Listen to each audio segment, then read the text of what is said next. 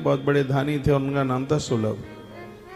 उनकी पत्नी बहुत अच्छी थी। आप सुन नहीं रहे, आप सुनते भी रहिए, बीच में कभी कभी उधर देख लो, आप बड़े मलूक लग रहे हैं सबरे, इधर भी देखते रहिए।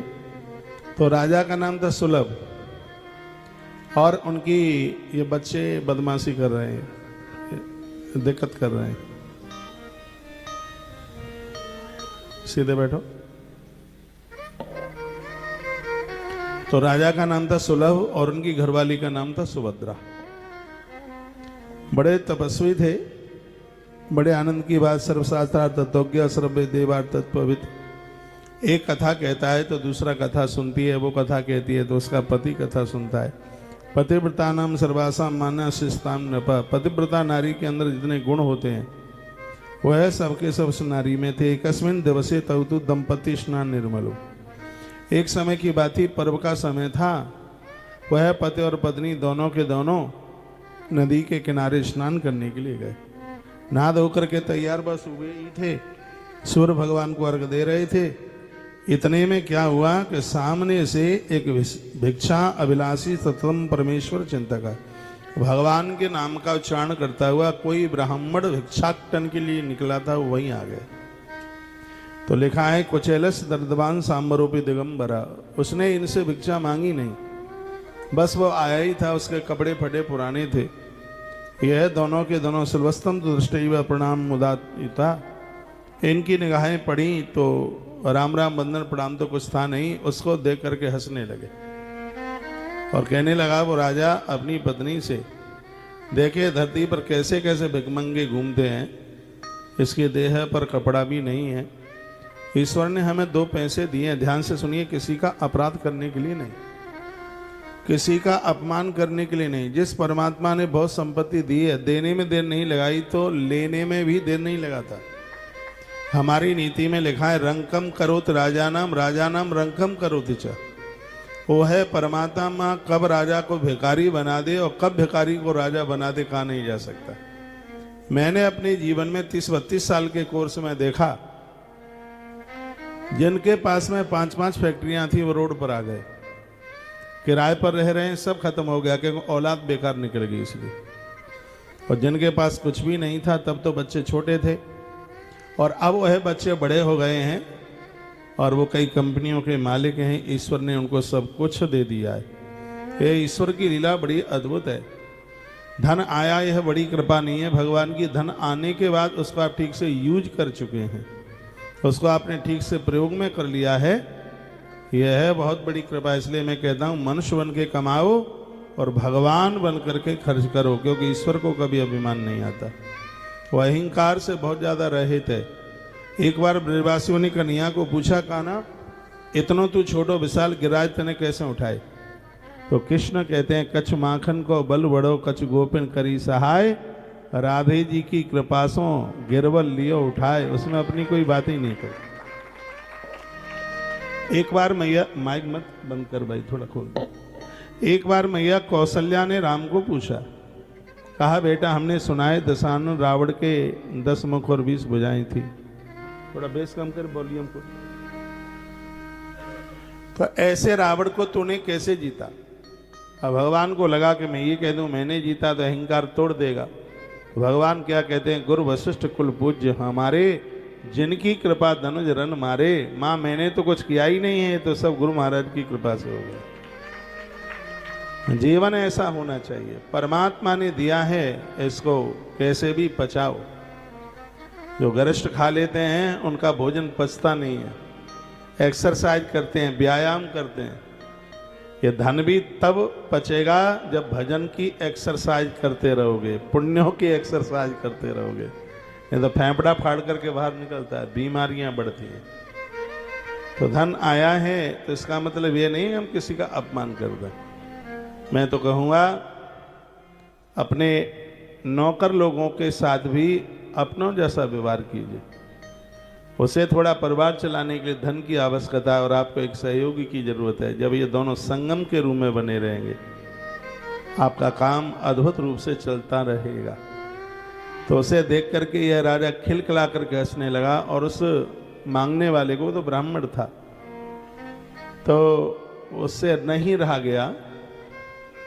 और उसने शीघ्र ही श्राप दे दिया और कहा मेरा श्राप है कि तू वृषभ बन जा, तू बैल बन जा। ये कथा गणेश पुराण की है और जिसमें भगवान गजानंद की बड़ी कृपा छिपी हुई है। वृषो भवक बुद्धोत्तम यो हसेद विवक्त हो जाए। उस ब्राह्मण ने श्राप दिया कि तू शीघ्र ही वृषभ यानी तू बैल बन जा, यह मेरा श्राप है तुम्हारे लिए। तो उस पत्नी को बड़ा बुरा लगा, जो गृहिणी थी उसको बड़ा बुरा लगा कि मेरे पति को इसने श्राप दे दिया और मेरा पति बैल बनेगा। तो नारी जो सुभद्रा नाम की स्त्री थी बहुत बड़ी तपस्विनी थी, भगवान की बहुत बड़ी भक्तानी थी, उससे नहीं रह गए। तस्त्वया विवेकान सापो दत्त पतेर ममा।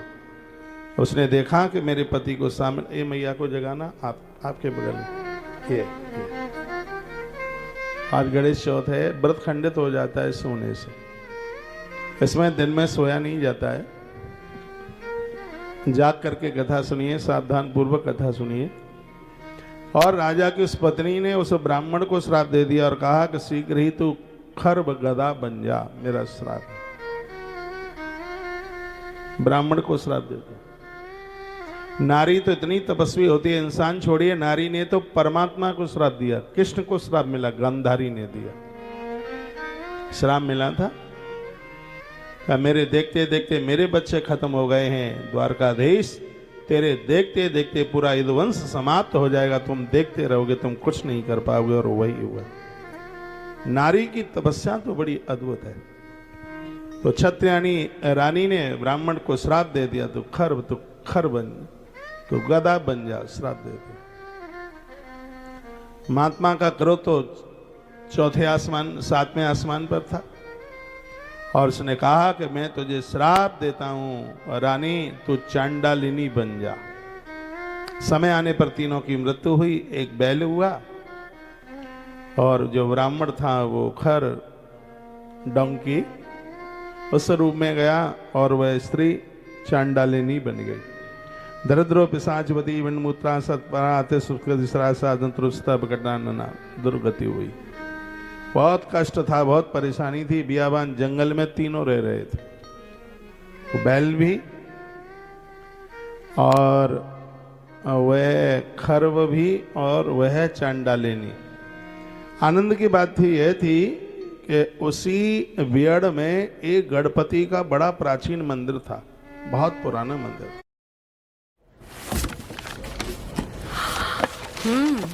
नया फोन, कवर, इतनी महंगी ड्रेस, इंक्रीमेंट नहीं, डील मिली बिग बिलियन डेज पे। कुछ भी।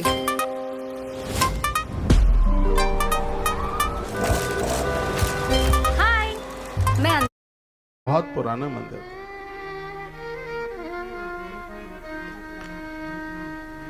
बड़ी जोर से तूफान आया, आंधी आई, पानी गिरने लगा तो घास का एक बंडल सा पड़ा था। तो चांडालिनी ने उस घास को उठाया और वर्षा से बचने के लिए अपने सिर के ऊपर रख लिया और भागी और वहीं गणेश जी के मंदिर में वो घुस गई। पानी थोड़ा ज्यादा गिर गया, रपट करके गिरी नीचे, तो सिर के ऊपर रखी हुई दुर्वा भगवान गजानंद के चरणों में जाकर के गिरी।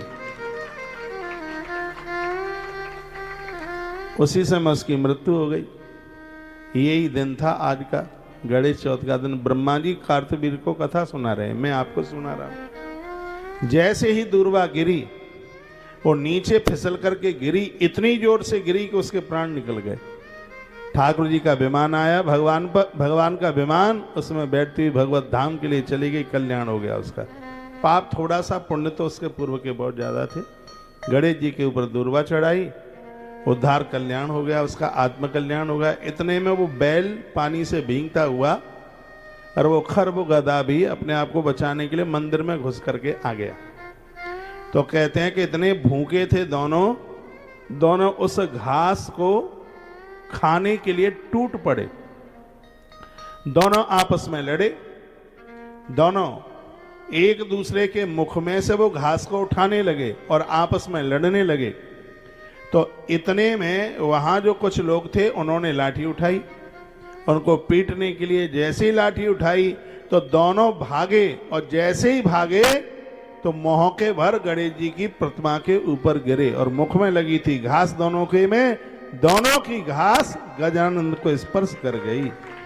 लोगों ने इतना पिटाई की दोनों की कि दोनों तत्काल मौत को प्राप्त हो गए। जैसे ही प्राण निकले भगवान गजानंद प्रकट हो गए, और भगवान गणपति ने उन दोनों को भी अपना धाम दे दिया। मनुष्य बनकर ये दोनों के दोनों, वृषभ भी और वो खर भी, वो तो पूर्व के ब्राह्मण और क्षत्रिय राजा था, वह भगवान के धाम के लिए चले गए। भाद्र शुक्ल चतुर्थयाम में दुर्वा एकाम समर्पयेत, ये आज के दिन के लिए बोला जा रहा है। भादों की चौथ को भूल करके भी यदि किसी ने एक दुर्वा भी भगवान गणपति को चढ़ा दी तो एवं विमान में सत्ता स्वर्गार उपलक्षणता, जैसे वृषभ के लिए, उस गधा के लिए और चांडालिनी के लिए विमान आया धरती पर उनको लेने के लिए, वो मुक्त हो गए। तुम हाड़ मांस के इंसान हो, भावना से उपासना कर रहे हो, आपके लिए गजानंद की कृपा क्यों नहीं बरसेगी? जरूर बरसेगी, अवश्य में बरसेगी। प्रत्येक दिन एक सुपारी गणपति के ऊपर चढ़ाओ, लास्ट में 10 सुपारी हो जाएंगी। इन 10 सुपारियों को 1 साल के लिए अपनी तिजोरी में रखो, फिर अगली ये आर की चतुर्थी आवे तो इनको आप विसर्जित कीजिएगा, फिर ऐसे इस तरीके से आप चढ़ाइएगा। सुपारी में भगवान गजानंद है, पान के पत्ते में भगवान गणपति हैं, समी और दुर्वा यह भी भगवान गणपति का ही स्वरूप है। गुड़ और मोदक यह भी भगवान गणेश का ही स्वरूप है। मैंने एक वीडियो डाली है, ये पूरे 10 दिन पानी में गुड़ घोलकर भगवान गणपति को ऐसे नहलाया जाता है जैसे पंचामृत से भगवान नारायण और महादेव को अभिषेक किया जाता है। और मैं बिना प्रमाण की कोई बात नहीं करता है, मैंने गंगा जल लेके संकल्प किया। अभी भी मैंने आपको कथा सुनाई, पूरी कथा मुझे पानी की तरह याद है, तो अभी यह गणेश पुराण मेरे सामने है, इसमें से है मैंने आपको कथा सुनाई है। क्यों विद्वान लोग भी सुनते हैं, तो मन मुताबिक बातें व्यासपीठ से नहीं होनी चाहिए, साथ सम्मित बातें, कुछ श्लोक पढ़ करके मैंने चर्चा आपको की है। और सत्य यह है कि इतनी सी कथा आपने सुन ली है, इतनी सी कथा सुनने पर 1000 माघ महीना प्रयाग में नहाने से जो फल की प्राप्ति होती है, गणेश जी की महिमा सुनने से उतने फल की प्राप्ति होती है। तो आज की है गणेश चौथ है आज, कि आप सबको बहुत फलदायी हो, भगवान गजानंद खूब कृपा करें।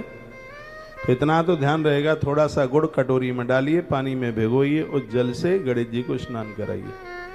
21 दुर्वा रोज चढ़ाइए, समी की पत्तियां चढ़ाइए। थोड़ा दिखाइए, आज हमने समी के वृक्ष को वंदन प्रणाम किया। जाजू जी के फार्म हाउस पर गए थे, वहाँ इतनी हरियाली, वहाँ तरह तरह के पेड़, और बहुत वहाँ पर बड़ा आनंद हुआ। केले के पेड़ वहाँ, जामफल के वृक्ष वहाँ, आम्र के पेड़ वहाँ, पीपल,